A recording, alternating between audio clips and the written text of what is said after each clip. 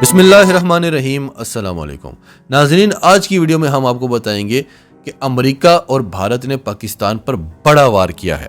Absolutely not से लेकर इमरान खान के हालिया रूस के दौरे तक की पाकिस्तान को सजा देने की कोशिश की गई है। इस सिचुएशन को समझना आपके लिए बहुत ही ज़रूरी है, तो वीडियो को आखिर तक ज़रूर देखिएगा। डिटेल्स आपके सामने रखते हैं। उससे पहले अगर अभी तक आपने हमारा चैनल सच टीवी सब्सक्राइब नहीं किया तो इसे अभी सब्सक्राइब करें और बेल आइकन पर क्लिक करें ताकि हमारी आने वाली वीडियोस आपको वक्त पर मिलती रहें। नाज़रीन, एक वक्त था जब सोवियत यूनियन दुनिया की सबसे बड़ी सुपर पावर हुआ करता था और दूसरी बड़ी सुपर पावर अमेरिका हुआ करता था। दोनों के दरमियान एक तवील कोल्ड वार चल रही थी जिसमें जीत अमेरिका की हुई और सोवियत यूनियन के टुकड़े टुकड़े हो गए, जिसके बाद अमेरिका दुनिया की वाहिद सुपर पावर बनकर रह गया। अब इस कोल्ड वार में अमेरिका की सबसे बड़ी ताकत कौन बना था? आपका मुल्क पाकिस्तान। अमेरिका ने पाकिस्तान के हाथों सोवियत यूनियन के टुकड़े टुकड़े करवाए थे। पाकिस्तान जाकर अफगानिस्तान में सोवियत यूनियन के खिलाफ लड़ा था। पाकिस्तान ने रूसी फौजियों का वो हाल किया था कि उन्हें भागने के लिए रास्ता नहीं मिलता था। एनीवेज, इसका रिजल्ट क्या निकला? इसका रिजल्ट अमेरिका के लिए बड़ा मुफीद था। इसके बाद पूरी दुनिया पर अमेरिका की अकेली हुक्मरानी हो गई थी। लेकिन एक बार फिर अमेरिका आकर उसी स्टेज पर खड़ा हो गया और इस बार अमेरिका के लिए थ्रेट एक नहीं दो थे, एक चीन और दूसरा रूस। अमेरिका ने सोचा कि वो वही वाला पुराना फार्मूला अपनाएगा जिस तरह के पाकिस्तान को अपना इत्तेहादी बनाया, पाकिस्तान के जरिए सोवियत यूनियन के टुकड़े करवाए। तो इस बार अमेरिका ने दो ममालिक को चुना, भारत को चीन के खिलाफ और यूक्रेन को रूस के खिलाफ। वैसे तो उसने और भी बहुत सारे इत्तेहादी इकट्ठे किए हुए थे, लेकिन जो मेन सिलेक्शन थी वो यूक्रेन और भारत। और ये बात हमने आपको तब भी बताई थी जब अमेरिका अफगानिस्तान से निकला भी नहीं था। हमने आपको बताया था कि अब अफगानिस्तान से अमेरिका अपनी फौजें निकालेगा क्योंकि अब इसके बड़े बड़े टारगेट्स हैं जो अफगानिस्तान में रहकर वो अचीव नहीं कर सक रहा।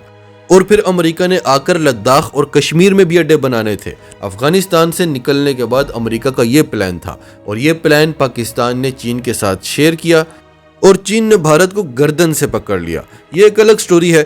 तो जिस तरह से अमेरिका ने पाकिस्तान को सोवियत यूनियन के टुकड़े करने के लिए इस्तेमाल किया था, इस तरह से भारत चीन के खिलाफ इस्तेमाल नहीं हो सका और यूक्रेन रूस के खिलाफ इस्तेमाल नहीं हो सका। अब अमेरिका को पाकिस्तान की याद सता रही है और अमेरिका को तो आदत थी कि पाकिस्तान से अपने मफादात के लिए काम भी निकलवाओ और पाकिस्तान का शुक्रिया अदा करने की बजाय पाकिस्तान पर एहसान डालो।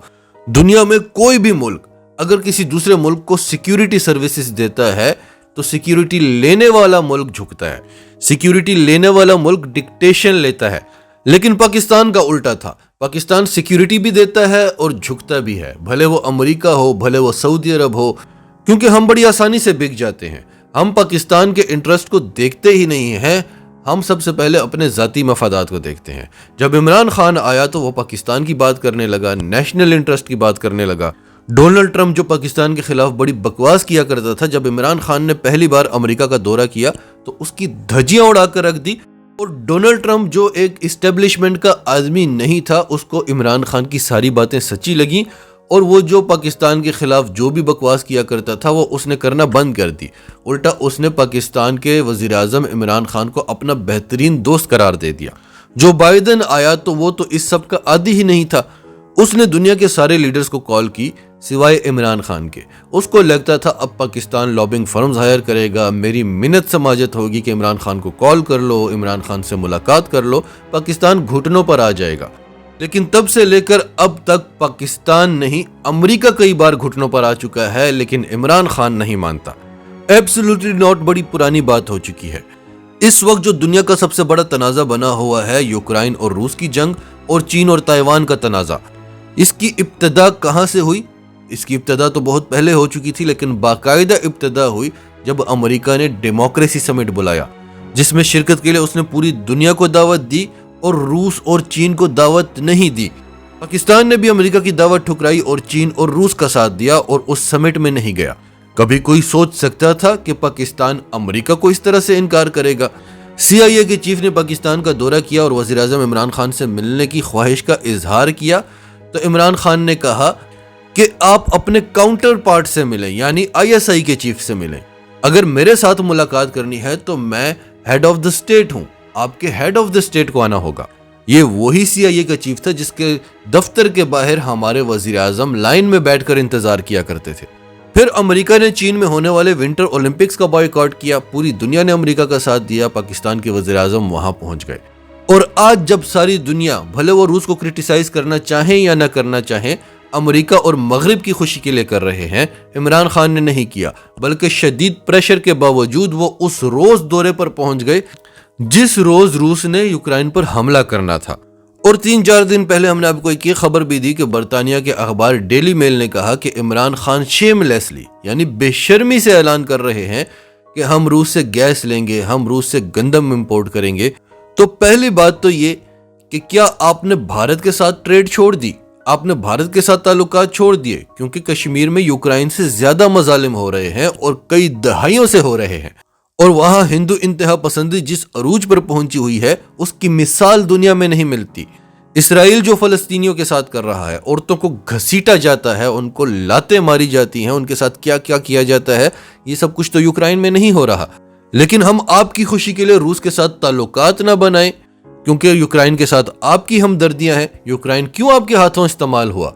एनीवेज, ये भी एक अलग स्टोरी है, हम आपको कई बार बता चुके हैं। लेकिन अगर हमारा रूस के साथ ताल्लुकात बनाना बेशर्मी है, तो आपका भी भारत और इसराइल के साथ ताल्लुकात बनाना उससे बहुत बड़ी बेशर्मी है।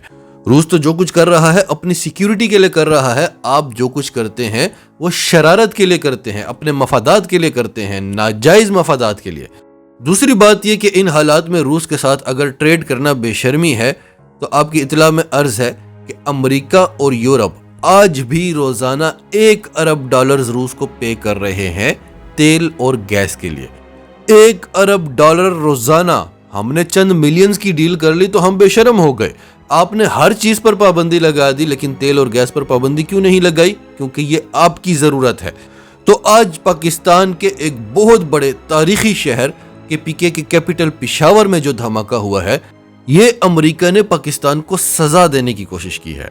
क्योंकि अभी तक की जो इतलात है, टीटीपी ने इस धमाके की जिम्मेदारी कबूल नहीं की और इतलात ये मिल रही है कि दाइश इस धमाके की जिम्मेदारी कबूल कर चुका है। अब दाइश वो जमात है जो पैसे लेकर इस्तेमाल होती है, जिसे अमेरिका अफगानिस्तान में इस्तेमाल करता रहा, फ्रांस इस्तेमाल करता रहा, बरतानिया इस्तेमाल करता रहा, और सबसे ज्यादा जो इसका सहूलतकार है वो भारत है। ये अमेरिका खुद कह चुका है। पाकिस्तान ने भी कई बार डोजियर्स और सबूत जमा कराए हैं। भारत की तरफ उंगलियां क्यों उठ रही हैं? क्योंकि पाकिस्तान में जितने भी वाकयात हो रहे हैं उनके पीछे भारत के खिलाफ ही सबूत निकलते हैं। और फिर ऑस्ट्रेलियाई क्रिकेट टीम पाकिस्तान आई हुई है, और जब कोई इंटरनेशनल क्रिकेट टीम पाकिस्तान आती है तो भारत सारी हदें पार कर देता है। न्यूजीलैंड की टीम जब पाकिस्तान आई थी तो भारत ने क्या किया? फिर बरतानवी टीम ने पाकिस्तान का दौरा करना था, वहां भारत का क्या किरदार रहा? पूरी दुनिया के सामने भारत एक्सपोज हो गया। लेकिन भारत से बर्दाश्त नहीं होता कि कोई क्रिकेट टीम पाकिस्तान का दौरा करे। दूसरा, पाकिस्तान जिस तरह से अमेरिका को आंखें दिखा रहा है, जिस तरह से अमेरिका का साथ नहीं दे रहा, अमेरिका ने पाकिस्तान को सजा तो देनी है, और अमेरिका हमेशा दाइश को इस्तेमाल करता है। और फिर पाकिस्तान की याद भी अमेरिका को बड़ी सताती है कि यही एक वो फौज है जो इंतहाई तजुर्बाकार है, जो पिछले 50 सालों से जंगें लड़ रही है। यही वो फौज है जो किसी सुपर पावर के टुकड़े टुकड़े कर सकती है। यही वो फौज है जो सुपर पावर को समेत नेटो के 30 ममालिक को अफगानिस्तान से निकलवा सकती है। यानी उस वक्त की सुपर पावर सोवियत यूनियन के जब टुकड़े टुकड़े होते हैं तो बताया जाता है कि इसके पीछे पाकिस्तानी फौज का हाथ है। और आज की सुपर पावर अमेरिका को जब अफगानिस्तान में शिकस्त होती है तब भी पाकिस्तानी फौज पर ही उंगलियां उठती हैं। अजरबैजान और आर्मेनिया की जंग होती है तो आर्मेनिया कहता है कि हमें पाकिस्तानी फौज की वजह से शिकस्त हुई है। जब तुर्की और यूनान के दरमियान तनाजा होता है तो यूनान कहता है कि जहाज तो तुर्की के थे लेकिन पायलट पाकिस्तानी थे, इसलिए हमें शिकस्त हुई है। और अभी हाल ही में इसराइल और फलस्तीन के दरमियान जो जंग होती है तो इसराइल का एक बहुत बड़ा तज्जिया निगार कहता है कि पाकिस्तान और तुर्की ने शाम से अड्डे मांग लिए थे, इसलिए हम फलस्तीन के साथ मुज़ाकरात की टेबल पर बैठे। तो वो मजा अमेरिका को ना भारत से आ रहा है और ना यूक्रेन से आ रहा है, और पाकिस्तान की याद सता रही है। लेकिन पाकिस्तान अब काबू में ही नहीं आता। तो चलो वो ट्राई करते हैं जो हमने मुशर्रफ को कहा था कि अगर तुमने हमारा साथ ना दिया तो हम तुम्हें पत्थरों के दौर में पहुंचा देंगे। और आज जो पेशावर में धमाका होता है, बहुत ज्यादा चांसेस हैं कि ये पाकिस्तान को रूस के दौरे की सजा मिली है, पुतिन का साथ देने की सजा मिली है। लेकिन नाज़रीन, ये फैसला अब आप करें कि जब हम अमेरिका के इत्तेहादी हुआ करते थे उसकी सजा हमें ज्यादा मिल रही थी या ये सजा ज्यादा है। हमारे बॉर्डर चारों तरफ से इनसिक्योर, हमारी इकोनॉमी का वो हाल किया कि हम अपने पांव पर कभी खड़े ही ना हो सके, हमारी 80,000 जाने गईं। और इस किस्म के वाकयात तो रोजाना पाकिस्तान में होते थे, तब तो हम आपके इत्तेहादी थे। आज भारत आपका इत्तेहादी है तो भारत का हाल देख लें, आज यूक्रेन आपका इत्तेहादी है तो यूक्रेन का हाल देख लें। तो नाजरीन, आप बताएं कि अमेरिका से दोस्ती अच्छी है या दुश्मनी? ये सजा ज्यादा है या वो दोस्ती की सजा ज्यादा मिलती थी? और फिर जब आप अफगानिस्तान में हमारे सर पर बैठे हुए थे, भारत भी वहां बैठा हुआ था, नेटो के 30 ममालिक भी वहां बैठे हुए थे, ब्लैक वाटर पाकिस्तान में घुसा हुआ था, हमारी हुकूमत आपके हाथों में खेला करती थी, हमारी हुकूमत ने आपको ड्रोन हमलों की भी इजाजत दी हुई थी, तब भी हमारी फौज ने इस सब पर काबू पा लिया था। तो आज तो हम आपका पत्ता साफ कर चुके हैं, आज भी हम इस पर काबू पा लेंगे। नाजरीन, आपकी सबके बारे में क्या राय है? कमेंट्स में अपनी राय का इजहार करते रहें। और अगर आप हमारे चैनल पर नए हैं तो अभी सच टीवी को सब्सक्राइब करें, सच टीवी फैमिली का हिस्सा बने। और हमारी वीडियोस पसंद आए तो इन्हें लाइक करें, शेयर करें, ताकि ज़्यादा से ज़्यादा लोगों तक ये मैसेजेस पहुंचते रहें।